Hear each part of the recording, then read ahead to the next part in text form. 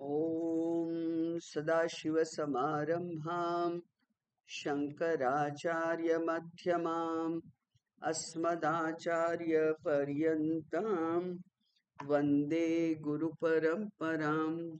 श्रुतिस्मृतिपुराणानाम् आलयं करुणालयं नमामि भगवत्पादं शङ्करं लोकशङ्करम्।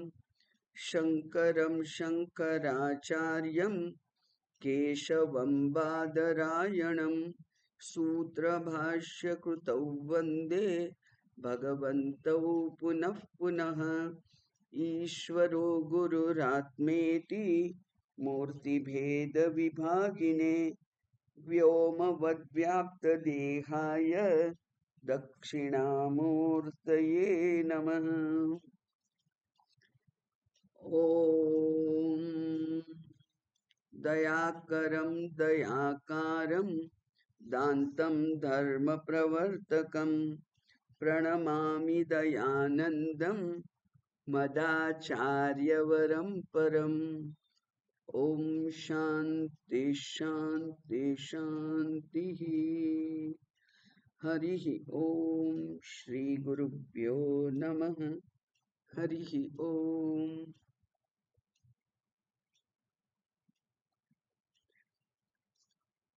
ઉપનિષદ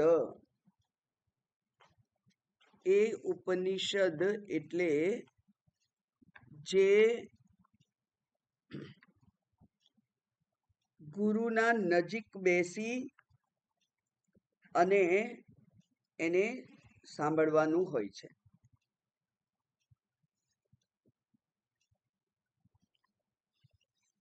નજીક બેસવાનું એટલા માટે છે કે આ જે જ્ઞાન છે એ શબ્દાતીત છે.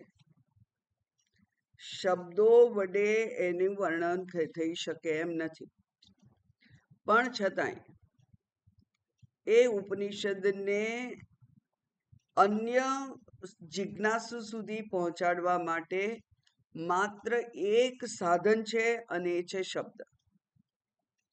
એટલે ગુરુ એ એની જે સમજ છે એ સમજને એ પોતાના વર્તન દ્વારા પણ વ્યક્ત કરતા રહેતા હોય છે.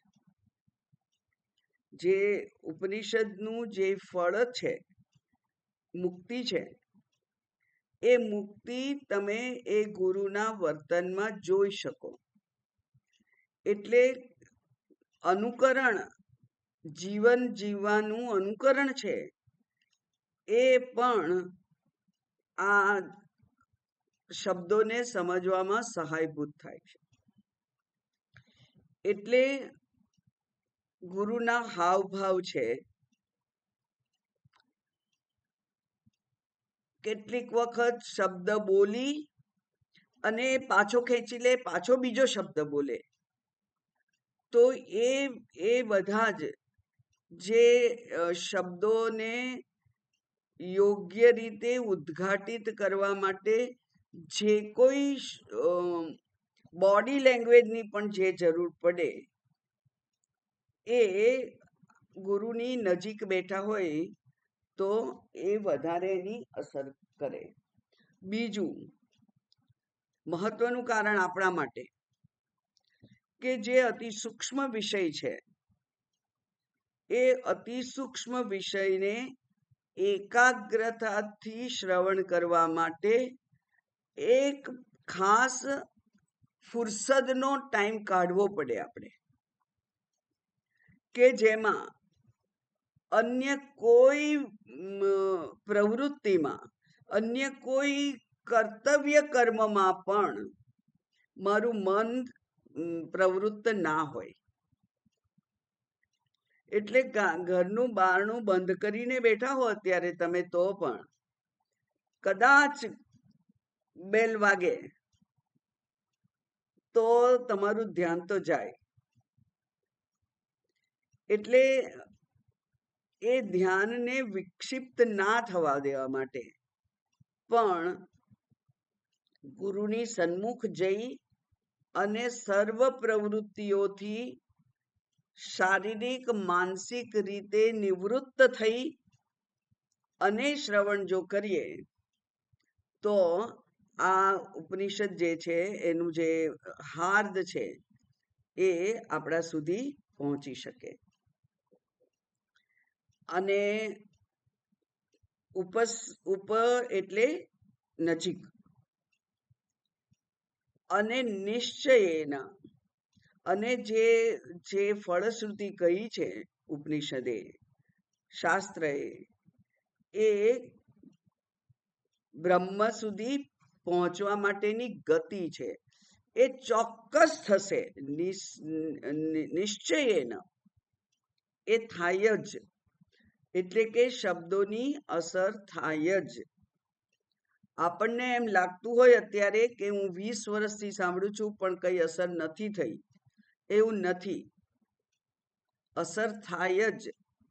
એ બહુ એને જોવા માટે પણ સૂક્ષ્મ મન હોવું જોઈએ, જે આંતર નિરીક્ષણ કરી શકે કે મારામાં ફેરફાર થયો છે કે નહીં.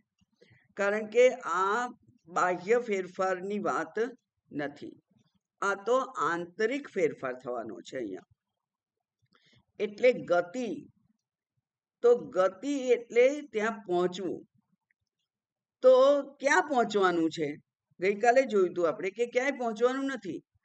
તૈતરીય ઉપનિષદ કે છે યો વેદ નિહિતમ ગુહાયામ, જે યહ વેદ, જે જાણે, ક્યાં જાણે બ્રહ્મને? નિહિતમ ગુહાયામ, પોતાના જ અંતઃકરણમાં, પોતાની જ બુદ્ધિમાં જે છે એને જાણવાનો છે. એટલે આપણા જે પારંપરિક સાધનો છે, જે બહારના પદાર્થોને જોવા ટેવાયેલા છે, એ પદાર્થોથી આપણે નિવૃત્ત થવું પડે.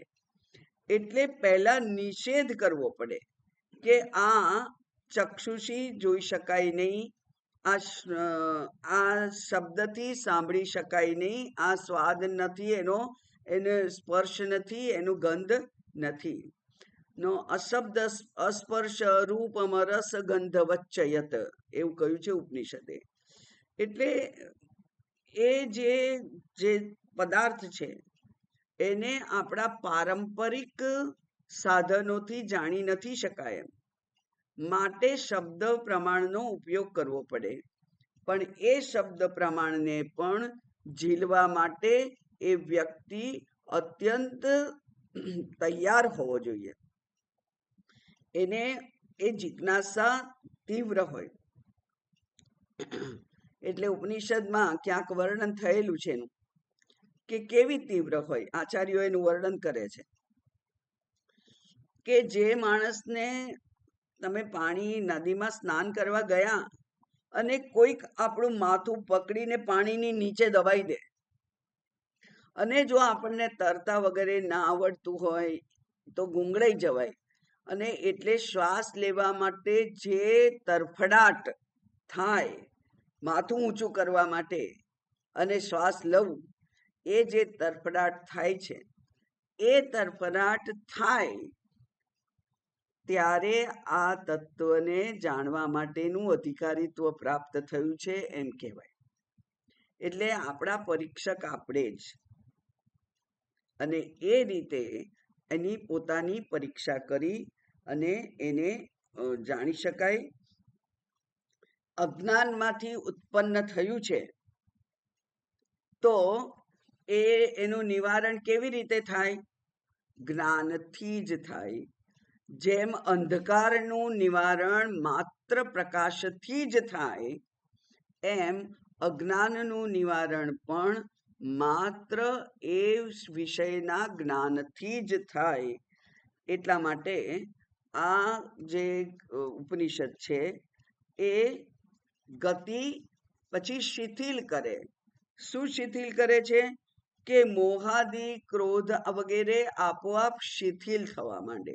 જે આપણા આંતરિક શત્રુઓ છે તે આપોઆપ શિથિલ થવા માંડે, ઢીલા થવા માંડે. એટલે કે એમના ઉપર મારો કાબુ હોય એ આવેશાત્મક ના બને. જ્યારે આવેશાત્મક હોય છે કોઈ પણ ભાવ, કોઈ પણ લાગણી, ત્યારે એના ઉપર આપણો કંટ્રોલ નથી હોતો.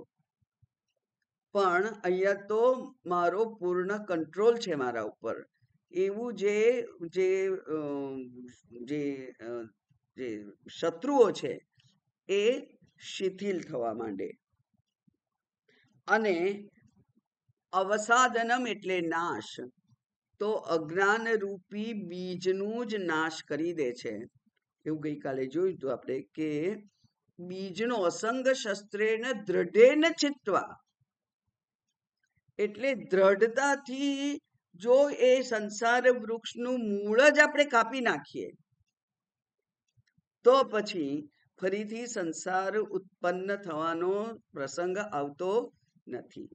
એટલે અવસાદનમ પણ એનો ગુણ છે. એવું જે આ ઉપનિષદ છે એ ઉપનિષદને સમજવા માટે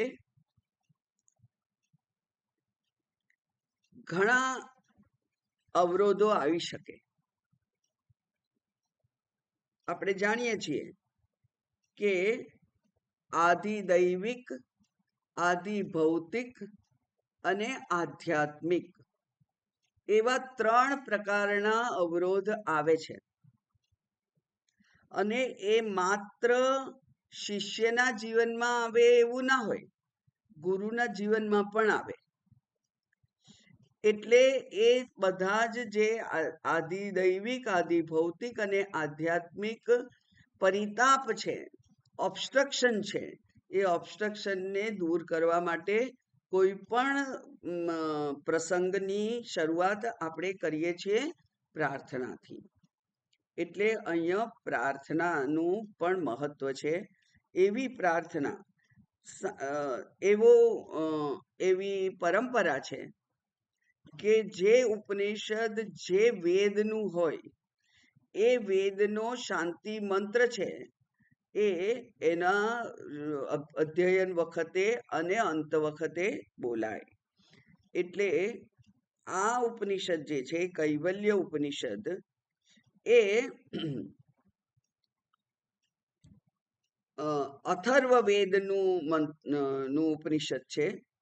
અને અથર્વ વેદનો મંત્ર છે ભદ્રમ કર્ણેભિઃ શૃણુયામ દેવાઃ. આ મંત્રનું ઉચ્ચારણ અધ્યયનના શરૂઆતમાં અને અંતમાં બંને વખતે કરવાનું એક પરંપરા છે. એ મંગલાચરણ રૂપ પણ હોઈ શકે. એટલે કે એક પ્રાર્થના છે. મંગલાચરણ એટલે આ જે પ્રવૃત્તિ મેં આદરી છે એ પ્રવૃત્તિ સફળ થવા માટે માત્ર મારો જ પ્રયત્ન એ પૂરતો નથી. એટલે એક સરસ શ્લોક છે,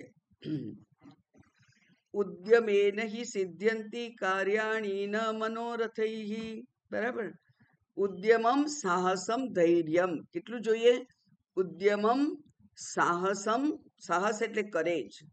ઉદ્યમમ સાહસમ ધૈર્યમ. બુદ્ધિ શક્તિ પરાક્રમમ. એમાં બુદ્ધિ જોઈએ, એમાં શક્તિ જોઈએ, અને પરાક્રમ એટલે અવરોધોને પહોંચી વળવા માટેનું સામર્થ્ય જોઈએ. તો આ 6 વસ્તુ હોય. ષડ એતે ફલીયંતે. આ 6 નું ફળ મળે ક્યારે?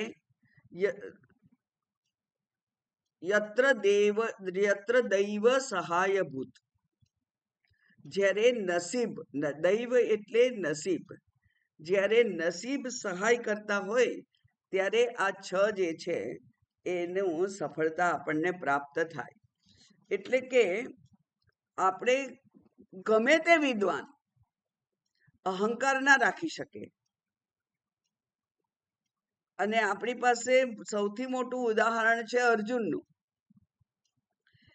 કે રાજકુમાર હતા, દ્રોણાચાર્ય, કૃપાચાર્ય જેવા આચાર્યો પાસેથી શસ્ત્ર વિદ્યા, શાસ્ત્ર વિદ્યાનું અધ્યયન કરેલું, અને કૌટુંબિક વડીલો પાસેથી પણ ઘણું બધું નૈતિક એવું બળ પ્રાપ્ત થયેલું. ભરત વંશના છે એટલે એ ભરત વંશ ભરત રાજા છે, એ ભરત રાજાના ડીએનએ લઈને આવેલા હોય. તો એવું જે સામર્થ્યવાન વ્યક્તિત્વ હતું એ પણ કટોકટીનો સમય જ્યારે આવ્યો ત્યારે પડી ભાગ્યા. અને પડી ભાગ્યા એટલે પછી અહંકારથી છે ને પરાજય જલ્દી સ્વીકારાતો નથી.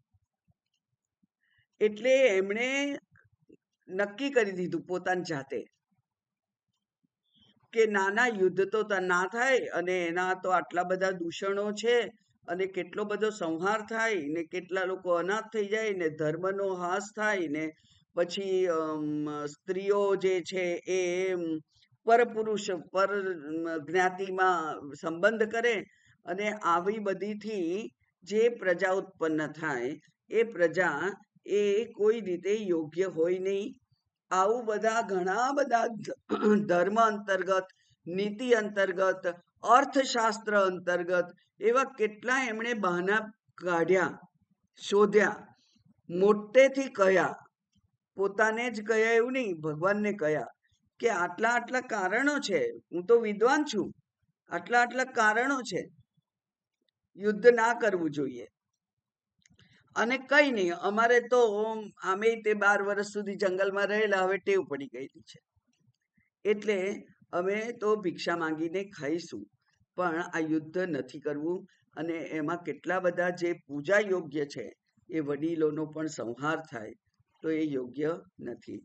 આ પોતાનો જે અહંકાર છે એ અર્જુને ત્યાં વ્યક્ત કરેલો, અને એ અહંકારના જવાબ રૂપે ભગવાને એને કહ્યું કે પંડિતા ના અનુશોચંતી, તું પંડિત જેવી ભલે વાતો કરતો હોય પણ તું પંડિત નથી. એટલે અશોચ્યાન અન્વશોચસ્ત્વમ. અને પ્રજ્ઞાવાદાંશ ભાષસે, બહુ વિદ્વાન હોય એવી ભાષાથી એવી રીતે વાત કરે છે તું, પણ એટલી તો ખબર નથી કે જેનો શોક ના કરવો જોઈએ એનો તું શોક કરે છે. એટલે અહંકાર જ્યાં સુધી છે ઊભો, ત્યાં સુધી આ જ્ઞાન થતું નથી. કારણ કે અહંકારની જ શરણાગતિ, અહંકારને જ શરણ કરવાનો છે, એને જ નીચો નમાવાનો છે, એને જ ગુરુ ચરણમાં મૂકવાનો છે.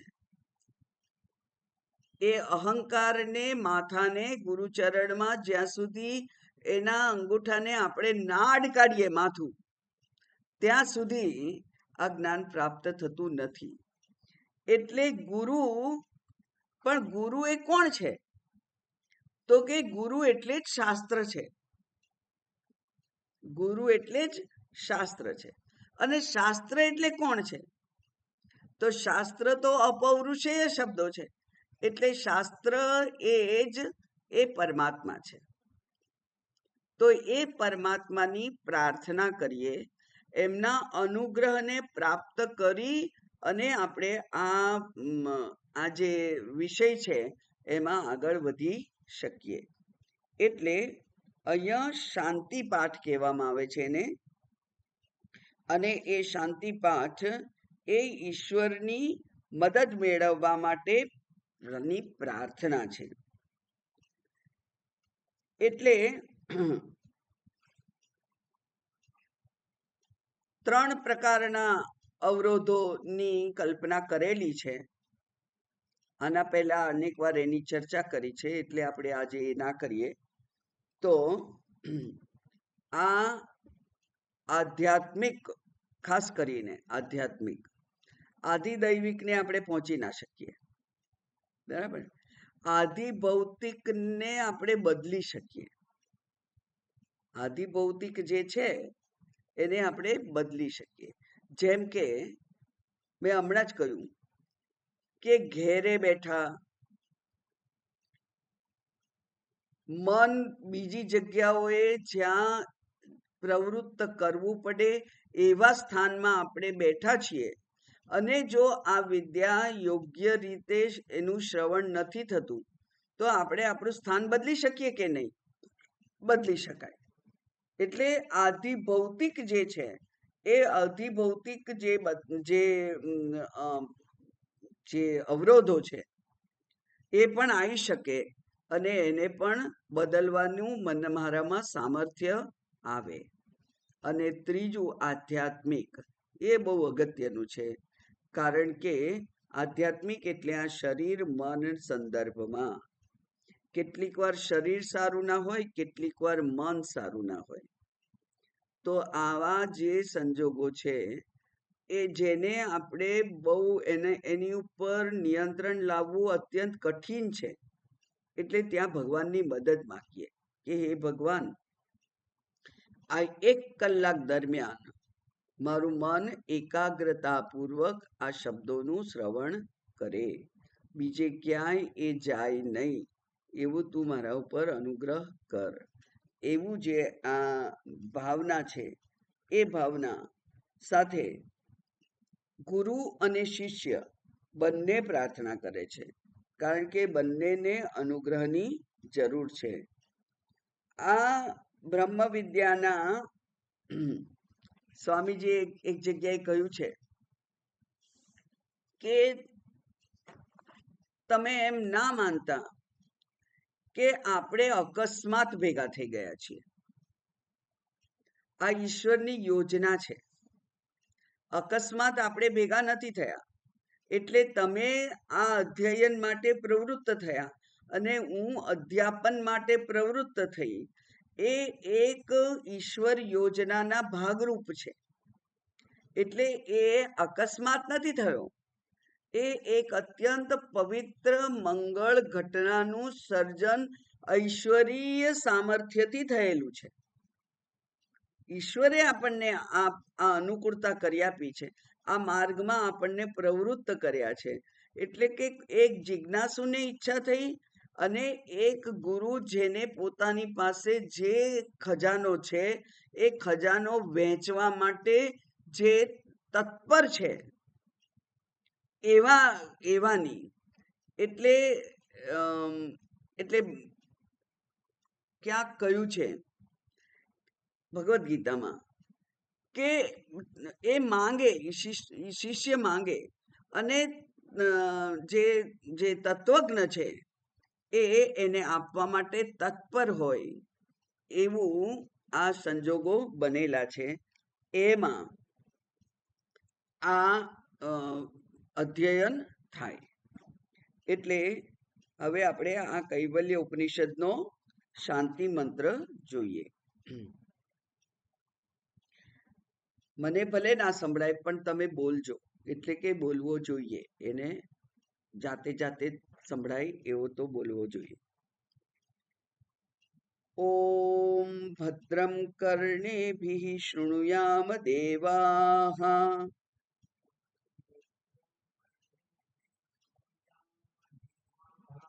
ભદ્રમ પશ્યેમાક્ષભીર્યજત્રાઃ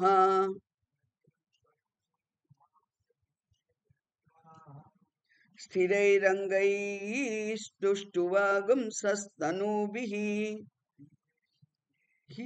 स्तुष्ट्वा व्यशेम देवहितं यदायुः स्वस्ति न इन्द्रो वृद्धश्रवाः स्वस्ति नः पूषा विश्ववेदाः स्वस्ति नस्तार्क्ष्यो अरिष्टनेमिः स्वस्ति नो बृहस्पतिर्दधातु ओम शांति शांति शांति।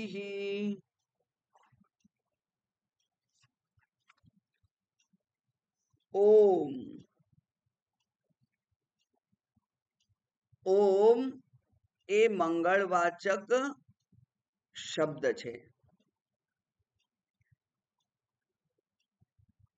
ઓમનો અર્થ જ થાય છે બ્રહ્મ, આત્મા, પરમાત્મા. ઉપનિષદ કે છે તસ્ય વાચક પ્રણવ. તસ્ય એટલે તે બ્રહ્મનો વાચક. વાચક એટલે બ્રહ્મને નિર્દેશ કરવા માટેનો શબ્દ. એ કયો છે? તો કે છે પ્રણવ. એ જ પ્રણવ છે. અને પ્રણવ એટલે ઓમકાર. એ ભગવાનનું એકાક્ષરી નામ છે.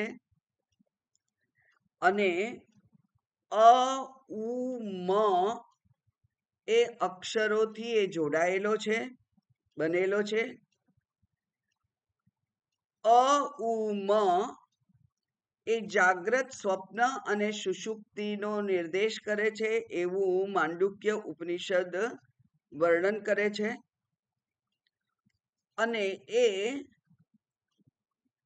ઓમ એ મંગળ સૂચક છે. એટલે સર્વે વેદાહ યત પદમામનંતિ. જે બધા જ વેદો જેના ચરણમાં આવી અને ઝૂકી જાય છે, એ આ ઓમકાર છે. એ આ ઓમકાર છે. ઓમ ઇતિ એતત એવું કઠોપનિષદમાં કહ્યું છે. તો એ જે ઓમકાર છે એ કલ્યાણ કરનાર છે, મંગળ કરનાર છે. એટલે ઓમકારના ઉચ્ચારણથી શાંતિ મંત્રનો પ્રારંભ થાય છે. શાંતિ મંત્ર જ માત્ર નહીં, કોઈ પણ ઈશ્વરને સંબોધન વાળો જે જપ મંત્ર છે એ પણ ઓમથી શરૂ થાય છે. એટલે વૈદિક જપ મંત્ર હોય એ ઓમથી જ શરૂ થાય.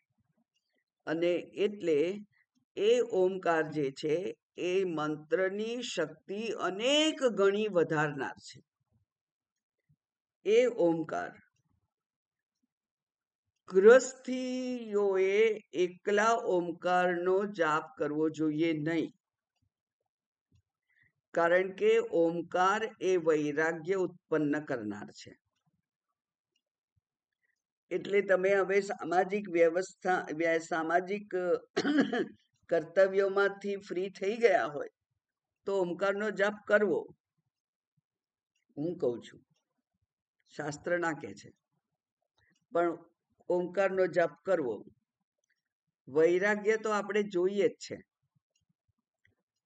એટલે વૈરાગ્ય એટલે સંન્યાસી બનવું એવું નહીં. અને સંન્યાસી બનવાની તક મળે અને સગવડ હોય તો બનવું પણ જોઈએ.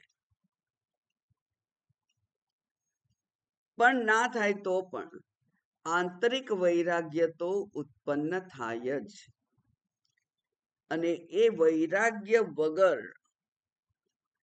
આ બ્રહ્મ વિદ્યા આત્મસાત થઈ શકે એમ નથી. એટલા માટે ઓમકાર એ જરૂરી છે.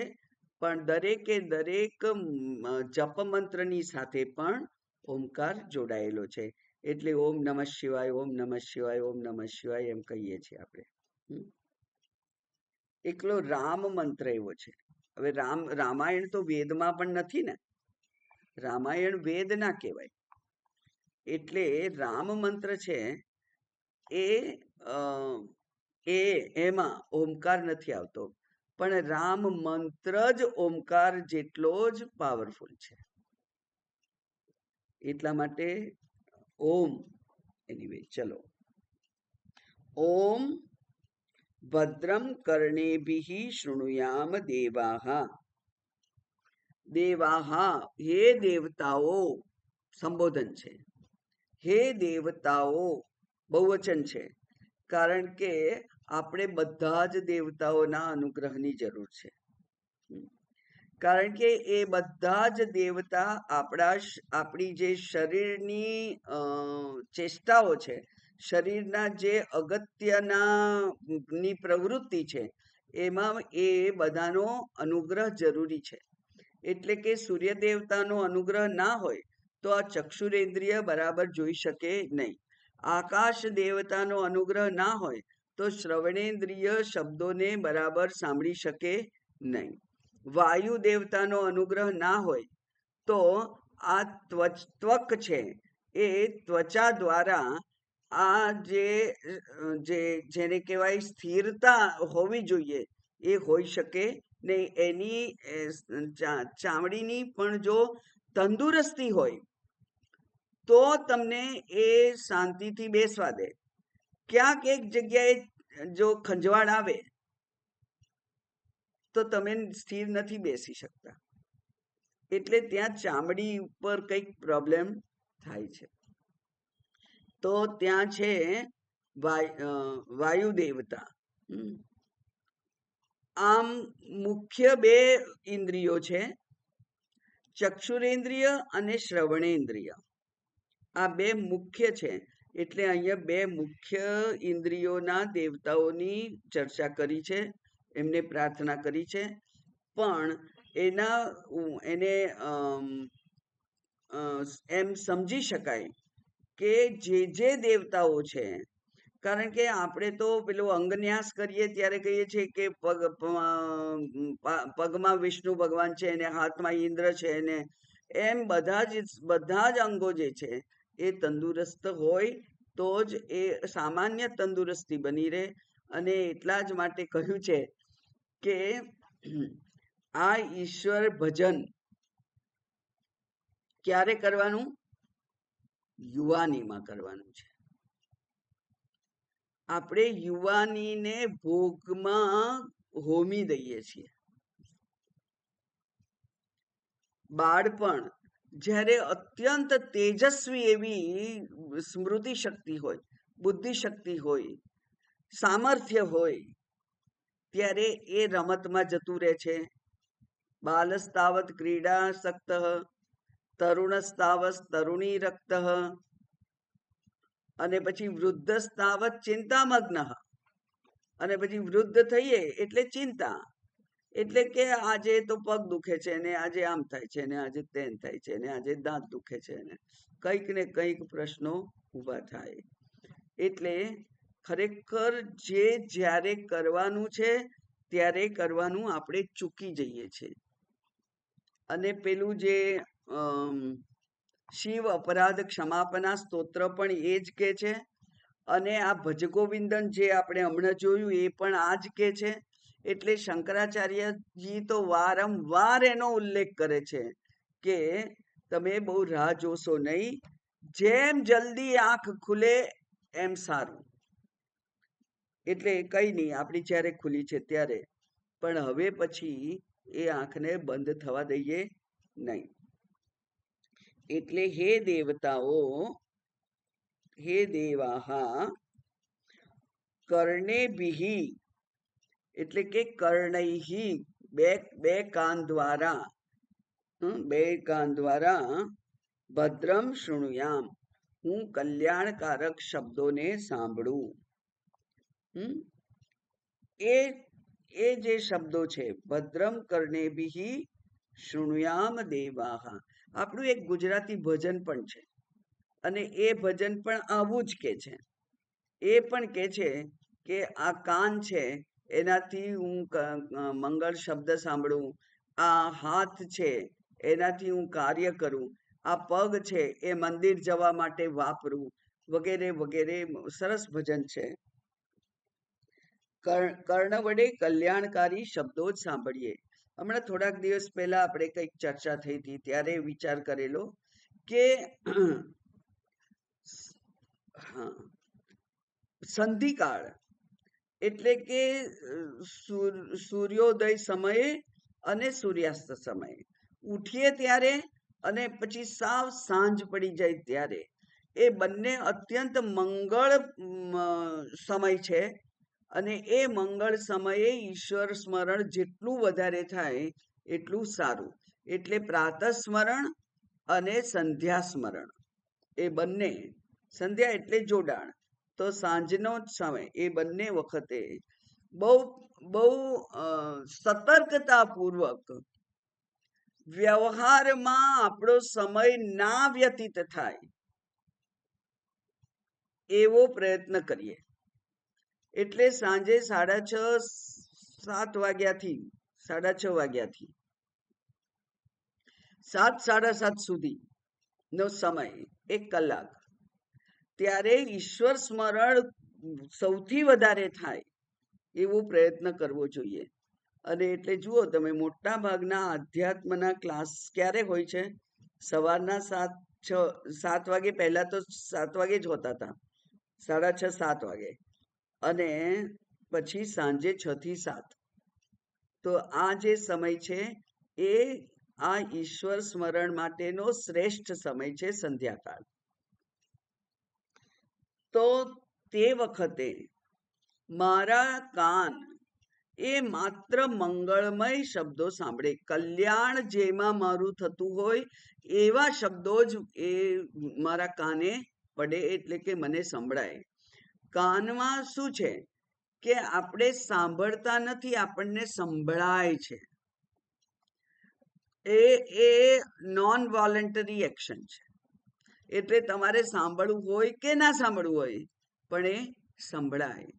તો એ વખતે આ જ્યારે ગુરુ જ્ઞાન પ્રદાન કરે છે ત્યારે એ મંગળ શબ્દોને સાંભળવા માટે મારી શ્રવણેન્દ્રિય તેજસ્વી હોય, મારી શ્રવણેન્દ્રિય એ પ્રમાદ ના કરે, એ આળસ ના કરે, એ બીજે ક્યાંય ના જતી રહે, એ નિંદા વગેરેના શબ્દો ના સાંભળે, એવી જે મારી સ્થિતિ હોય એવું હે ભગવાન તું કર.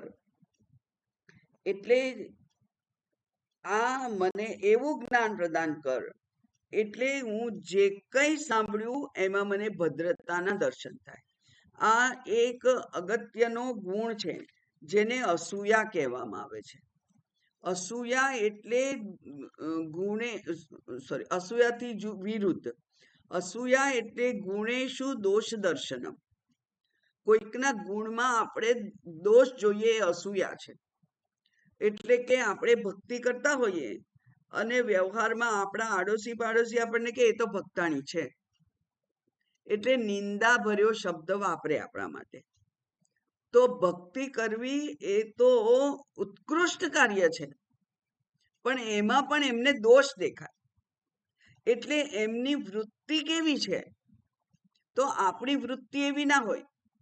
આપણી વૃત્તિ હંમેશા ગુણ શોધતી હોય. કોઈ પણ વ્યક્તિમાં ગુણ તો હોય જ છે. એકાદ બે અવગુણ હોય, એ અવગુણને આપણે અણદેખા કરી અને માત્ર ગુણ ઉપર આપણી દ્રષ્ટિ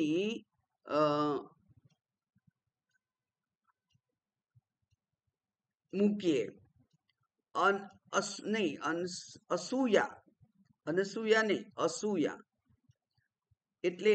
અસૂયા એટલે ગુણેશુ દોષ દર્શન.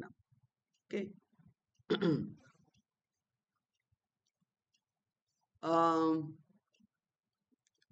અચ્છા, પછી એટલે નિંદામાં, દોષ દર્શનમાં, કોઈક મંદિરમાં શૃંગાર કર્યા હોય એમાં પણ કંઈક ભૂલ કાઢવી, આ બધું દોષ દર્શન છે. એટલે જે કંઈ આપણને દેખાય એમાં આપણને બધું શુભ દર્શન થાય એવી આપણી દ્રષ્ટિ હોય.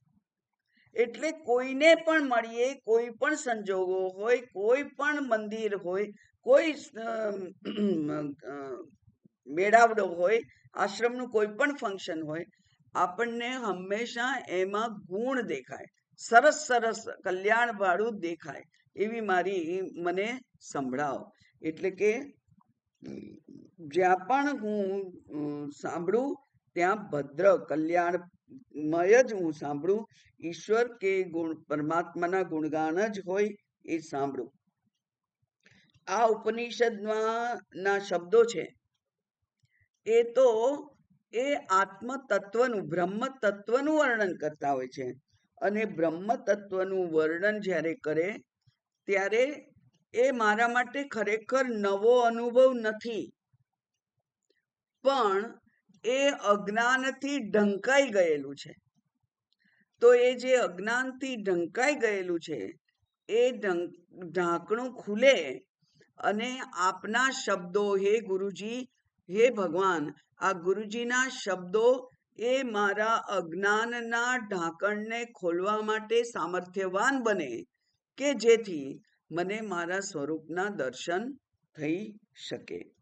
એટલે હે ભગવાન, અમારા ઉપર અનુગ્રહ કરો અને આ ગુરુ વડે બોલાયેલા શબ્દો દ્વારા મારા આત્મ સ્વરૂપને ઉદ્ઘાટિત કરતા એ શબ્દો એમનું કામ યોગ્ય કરે.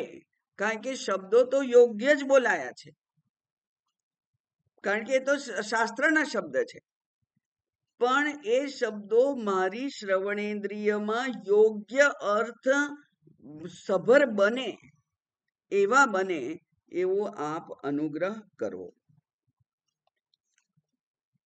પછી કે છે કે ભદ્રમ પશ્યેમ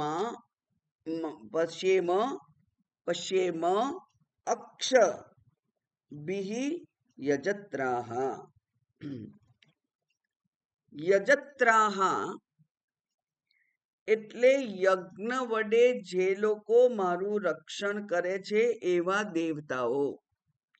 યજન એટલે યજ્ઞ, અને યજત્રાહા એટલે યજ્ઞ દ્વારા. યજ્ઞ દ્વારા એટલે આપણે આહુતિ આપીએ અગ્નિમાં, અને જે આહુતિ જે દેવતાઓને આપણે સમર્પિત કરીએ તે દેવતાઓ મને મારા ઉપર અનુગ્રહ કરવા માટે પ્રવૃત્ત બને એવો આપ પ્રયત્ન કરો.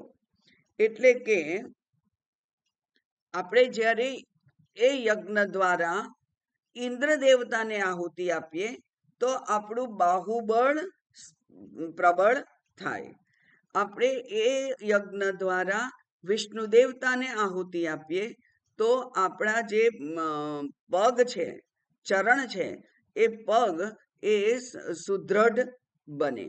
એમ યજ્ઞના દેવતાઓ એટલે યજ્ઞમાં આહુતિ આપવા માટે આપણે જે દેવતાઓને આવાહન કરી અને એમને આહુતિ આપીએ છીએ એ તે દેવતાઓ મારા ઉપર અનુગ્રહ કરે અને મારા આ જે શરીરના અંગો છે, એટલે અહીંયા અક્ષભિહિ કહ્યું છે એટલે અક્ષી. અક્ષી એટલે કે આંખ. પણ સૂર્ય દેવતા છે એમને આપણે આહુતિ આપીએ તો એ આ ચક્ષુરેન્દ્રિયને પ્રબળ બનાવે. એવી રીતે આપણે ચંદ્રને આહુતિ આપીએ તો મન બળવાન બને. એમ જે યજત્રાહા એટલે યજ્ઞ દ્વારા રક્ષણ કરતા દેવતાઓ. તો યજ્ઞ કોણ કરે? દેવતાઓ થોડા યજ્ઞ કરે છે, યજ્ઞ આપણે કરીએ છીએ. આપણે યજ્ઞ કરીએ અને આહુતિ આપીએ. એટલે દાખલા તરીકે બ્રહ્માર્પણમ બ્રહ્મ હવિહિ બ્રહ્માગ્નૌ બ્રહ્મણાહુતમ. તો એ જે આપણે અન્ન ગ્રહણ કરવાનો યજ્ઞ આરંભ્યો એમાં જે સાધનનો ઉપયોગ થયો તે સાધન બ્રહ્મ જ છે. એટલે કે જે અંદર જઠરાગ્નિ છે એ પણ બ્રહ્મ છે, અન્ન પણ બ્રહ્મ છે, અને અન્નને મોઢાથી જઠરાગ્નિ સુધી પહોંચાડનાર જે આ હાથ વગેરે સાધન છે એ પણ બ્રહ્મ છે. એમ જ્યારે બ્રહ્મ દ્રષ્ટિ થાય તો એ બ્રહ્મ દ્રષ્ટિ એટલે કે તે પછી હવે જો એ બ્રહ્મ હોય તો એ બ્રહ્મ મને અનુગ્રહિત કરે. એટલે બધા જ આપણી સમગ્ર શરીરની બધી જ ક્રિયાઓ જે છે એને બધાને અનુગ્રહિત કરનાર તે દેવતાઓ છે. એટલે આ દેવતાઓના જે છે ચક્ષુ વડે અમે કલ્યાણકારી વસ્તુઓના જ દર્શન કરીએ. અહીંયા અક્ષી કહ્યું છે એટલે આપણે ચક્ષુરેન્દ્રિય. અને બીજું હમણાં જ મેં કહ્યું કે આ અધ્યયન માટે 2 ઇન્દ્રિયો અત્યંત મહત્વની છે. એ ચક્ષુરેન્દ્રિય છે અને શ્રોત્રેન્દ્રિય છે. એટલે ચક્ષુથી વાંચન વગેરે થાય. ઈશ્વર ના જે વિગ્રહ વગેરે હોય તો એના દર્શન કરવા માટે ચક્ષુ જોઈએ. અને ગુરુના હાવભાવ સમજવા માટે પણ ચક્ષુ જોઈએ. એ જ પ્રમાણે આ શબ્દોને સાંભળવા માટે શ્રોત્રેન્દ્રિય જોઈએ. એટલે કે આપણે વાંચન કરવું હોય, લેખન કરવું હોય અને દર્શન કરવા હોય તો ચક્ષુ જોઈએ. અને જે શબ્દો દ્વારા એના રસને પીવો હોય તો શ્રોત્રેન્દ્રિય જોઈએ. એટલે આ જે ઇન્દ્રિયો છે એ ઇન્દ્રિયોને તે દેવતાઓ વડે સામર્થ્ય પ્રાપ્ત થાય એવો અહીંયા પ્રાર્થના છે.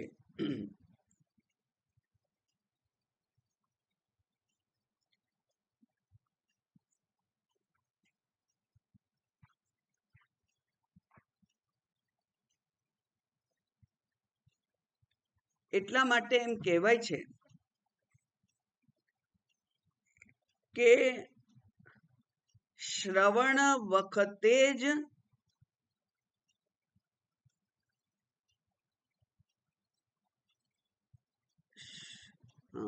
શ્રવણ દરમિયાન જ જ્ઞાન થાય.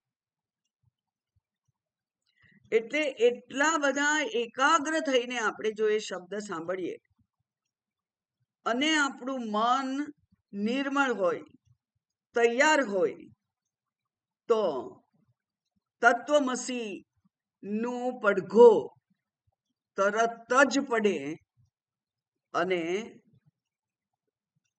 અહમ બ્રહ્માસ્મિ એ જ્ઞાન થાય. શ્રવણ કાળે સાક્ષાત્કાર. શ્રવણ કાળે જ સાક્ષાત્કાર થાય.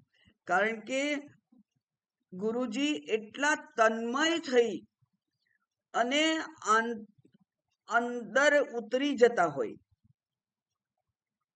જે બ્રહ્મનું વર્ણન કરે છે એ તો ચિદાભાસ છે ને, એનું દર્શન કરવાનું છે. પણ એ ચિદાભાસના દર્શન આપણે એટલા બધા એકાગ્ર થઈને કરીએ કે એ તે વખતે આત્મ સ્વરૂપના જ દર્શન થઈ જાય. અને આત્મ સ્વરૂપના દર્શન થાય એ જ જ્ઞાન છે.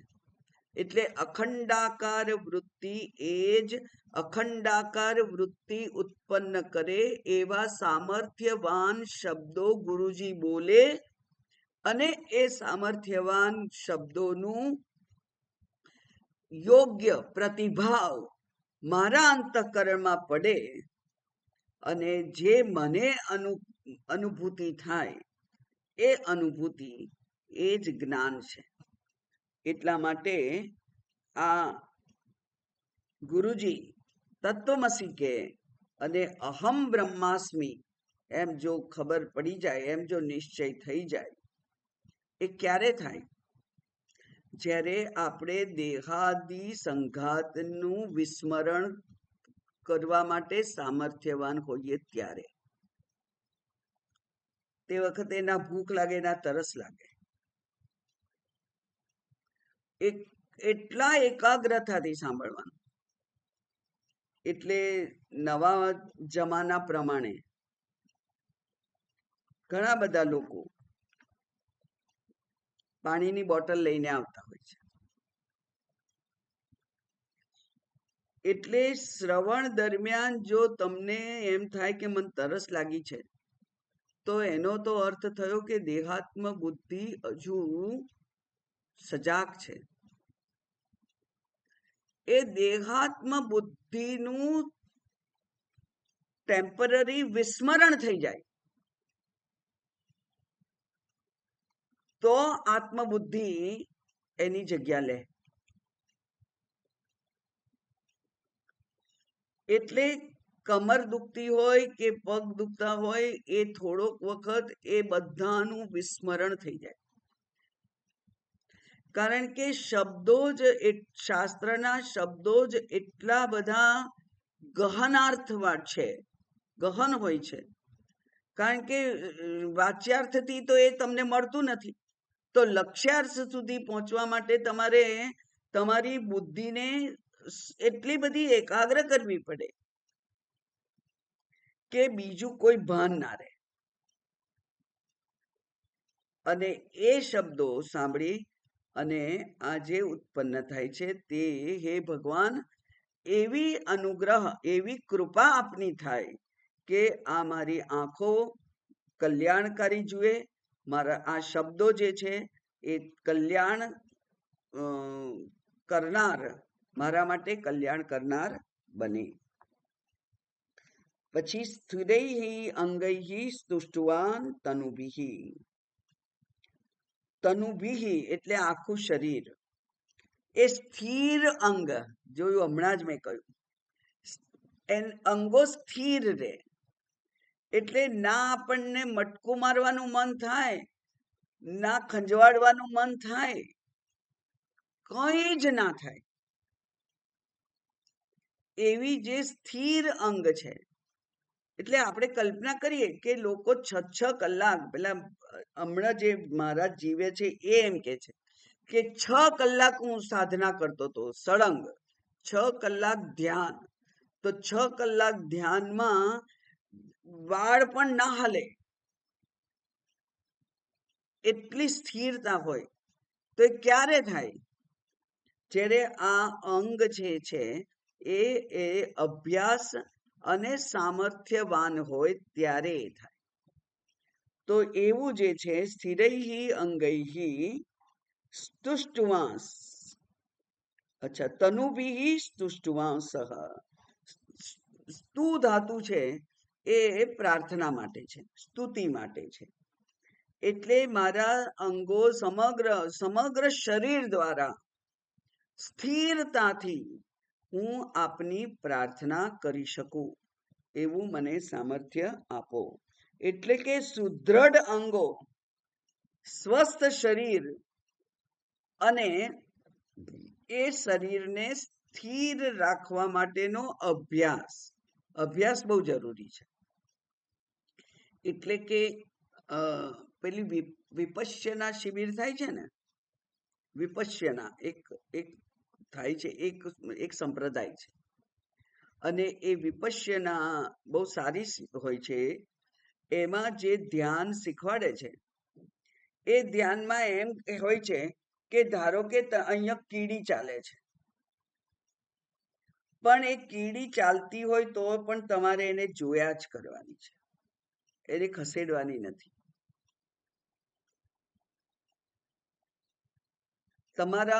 તમે ઝાડ નીચે બેઠા છો અને સૂર્ય તો ફરે છે, એટલે તમે જે જગ્યાએ બેઠા છો એ જ જગ્યાએ ઉપર જો જગ્યા હોય અને તમારા ઉપર તડકો આવે, બપોરનો તડકો હોય, તો ખસવાનું ના હોય, એને પણ જોવાનું છે. એટલે જે કોઈ અંગમાં, જે શરીરમાં કોઈ પણ નાની અમસ્તી પણ ચેષ્ટા ના થવી જોઈએ, એનો અભ્યાસ કરાવે છે લોકો, ને બહુ ઉપયોગી છે. જો જેને પણ આગળ વધવું હોય આમાં, એ વિપશ્યના ની જે ટ્રેનિંગ છે એ બહુ જ ઉપયોગી છે, બહુ મદદ કરે. તો આ જે જુદા જુદા અંગોમાં જે જુદા જુદા દેવતાઓનો વાસ છે, તે દેવતાઓને આપણે પ્રાર્થના કરીએ કે તે દેવતાઓ તે અંગને સ્થિર રાખવામાં મને સહાયભૂત થાય. એટલે કે આખા શરીરના બધા જ દેવતાઓ, એટલા માટે મેં કહ્યું કે આપણે જ્યારે હવન કરીએ ત્યારે બધા જુદા જુદા દેવતાઓને એક આહુતિ આપીએ છીએ. હવે એ આહુતિ છે એ લઈ લે, એ આહુતિ તો એને મળી જાય, એને ભોજન મળ્યું તો એને શું આપવાનું હોય? એને અનુગ્રહ કરવાનો હોય, બરાબર. હવે આ અનુગ્રહ કરવા માટે આ દેવતાઓ જે છે એને આપણે આવાહન કરી અને યજ્ઞ સમયે એને આહુતિ આપી અને પ્રસન્ન કરીએ છીએ. અને એટલા માટે ત્યાં કહ્યું કે પરસ્પરમ ભાવયંતમ, આપણે દેવોને પ્રસન્ન કરીએ અને દેવો પછી એમના અનુગ્રહ દ્વારા આપણને પ્રસન્ન કરે. આ એક સિસ્ટમ ચાલે છે. એમાં થોડોક આગળ વિચાર કરીએ. અત્યારે તો પ્રાર્થના કરવાની છે, પણ જરાક આગળ વિચાર કરીએ તો એ વિચાર એવો છે કે જ્યારે વ્યક્તિ એ વેદાંત અધ્યયન માટે પ્રવૃત્ત થાય અને એ નિષ્ઠાપૂર્વક વેદાંત અધ્યયન જ કરવું છે એમ એ જ્યારે નક્કી કરે, ત્યારે બધા જ કર્મોમાંથી સર્વ કર્મ નિવૃત્તિ, બધા જ કર્મોમાંથી એને નિવૃત્તિ લેવાની હોય. એટલે ત્યારે ના પૂજા કરવાની હોય, ના યજ્ઞ કરવાનો હોય અને ના ઉપાસના કરવાની હોય. કાયિક, વાચિક, માનસિક કોઈ પણ કર્મ એને કરવાની જરૂર નથી, એ દેવતાઓને ઉદ્દેશીને. અને એટલે એ દેવતાઓને પોતાનો ભાગ મળવાનું બંધ થઈ જાય. મને જે 50 લોકો કે 5 લાખ લોકો આપતા હતા એમાંથી એક ઓછો થયો આજે, તો એ દેવતાઓને માન્ય નથી હોતું, કારણ કે એ ભૂખે મરે છે. આપણે જો ના આપીએ એમને તો એ ભૂખે મરે છે, એટલે એમને માન્ય નથી હોતું. અને એટલા માટે વેદાંત અધ્યયનનો જે વિદ્યાર્થી છે એના જીવનમાં શરૂઆતમાં અનેક કષ્ટ આવે. બધા દેવતાઓ પોતપોતાનો એવો જે એમનો ગુસ્સો છે એ તે સાધક ઉપર કાઢે, એટલે એનો અનુગ્રહ પાછો ખેંચી લે. એટલા માટે એને શારીરિક, માનસિક ઘણી તકલીફો ઊભી થાય વેદાંત અધ્યયનના વિદ્યાર્થીને. કારણ કે દેવતાઓને આહુતિ મળતી બંધ થઈ જાય, એટલે દેવતાઓ અનુગ્રહ તો ના કરે, પણ અનુગ્રહ ના કરે ઉપરાંત એને એના જીવનમાં અડચણો, અવરોધો ઊભા કરે. એટલે વેદાંત અધ્યયનની શરૂઆત અત્યંત કઠિન હોય છે, પણ જ્યારે એ પોતાના નિશ્ચયને વળગી રહે, અને એ વળગી રહે ક્યારે, કેવી રીતે થાય? વળગીને પછી સહાય કેવી રીતે થાય? સહાય એવી રીતે થાય કે એ દેવતાઓ તો અવરોધ કરે, પણ જેના જીવનમાં અવરોધ ઊભો થાય એને એ સ્થિતિ અવરોધજનક દેખાય જ નહીં, કારણ કે બાહ્ય જગત તો આવું જ હોય એવું એને નિશ્ચય કરી લીધેલો છે. મન ગમે ત્યાં ફરવા જાય, મારે શું? હું તો આત્મા છું. પગ બિલકુલ દર્શન કરવા ના જાય, મારે શું? મારે તો દર્શન કરવાના જ નથી. યદ્યત કર્મ કરોતિ તત્તત અખિલમ શંભોતવ આરાધનમ. એટલે હું જે કંઈ કરું એ આપની આરાધના છે, મારે બીજી કોઈ આરાધનાની જરૂર જ નથી, કારણ કે હું તો એ તત્વનું ચિંતન સતત કરું છું. તો એ તત્વનો અનુગ્રહ થાય, અને તત્વનો અનુગ્રહ થાય એટલે દેહાદી સંઘાતને અનુભવાતા જે અવરોધો છે એ અવરોધો નગણ્ય બની જાય. અવરોધો આવે પણ નગણ્ય બની જાય. જેમ પેલું એક શ્લોક કે છે ને કે શરીરમ યદિ નિંદ્યંતી સહાયમ કરોતી તે. કોઈ આપણા શરીરની નિંદા કરે તો એ તો સહાય જ છે, કારણ કે શરીરની તો નિંદા જ કરવા જેવી યોગ્ય છે. અને આત્માનમ યદિ નિંદંતી સ્વયમેવ તે. અને જો આત્માની નિંદા કરે તો એ પોતાની નિંદા કરે છે, મારે શું? એમ આપણે શરીરને કહી શકીએ કે તારે જેટલા અવરોધ કરવા એટલા કર, પણ મારા ચિંતનમાંથી તું મને ડગાવી શકીશ નહીં. તો દેવતાઓનો અવરોધ છે, એ અવરોધ ઊભો થાય, બધા જ આચાર્યો એમાં એગ્રી થાય છે, પણ પછી એની દ્રષ્ટિ દેહાદિ ઉપરથી હટી અને આત્મા ઉપર થઈ ગઈ છે, અને આત્મા તો કશાથી ચલિત થતો જ નથી, અભિભૂત થતો જ નથી, ઘવાતો જ નથી આત્મા તો. એટલે પછી એ જે શરીરને અંગોને જે કંઈક ક્ષતિ ઊભી થાય એના તરફ એ સાધકની કોઈ અગત્ય હોય એવી દ્રષ્ટિ થતી નથી. કેટલું સરસ છે આ, કે આપણે પ્રાર્થના કરીએ છીએ અત્યારે, કેમ? કારણ કે હજુ તો શરૂઆત છે આપણી, આ અધ્યાત્મમાં પગલા પાડવાની શરૂઆત છે, ત્યારે બધા દેવતાઓનો અનુગ્રહ જોઈએ. પણ જ્યારે આપણને આ જે માત્ર વેદાંત છે, એટલે કે આ જે બીજો પક્ષ છે, એ તો મેં ખાલી કહેવા માટે કહ્યો, એ આ પ્રાર્થનાના આપણી જે વૃત્તિ છે એને નબળી પાડવા માટે નહીં, આપણે પ્રાર્થના કરવાની જ. કારણ કે આ જે વિકટ પરિસ્થિતિઓ, એટલે કે આધ્યાત્મિક, આધિભૌતિક, આધિદૈવિક જે પરિતાપ ઊભા થાય છે, એમાંથી રક્ષણ કરવા માટેની આ પ્રાર્થના છે. એટલે સ્થિરૈ અંગૈઃ સ્તુષ્ટ્વા તનુભિઃ વ્યશેમ દેવ હિતં યદાયુઃ.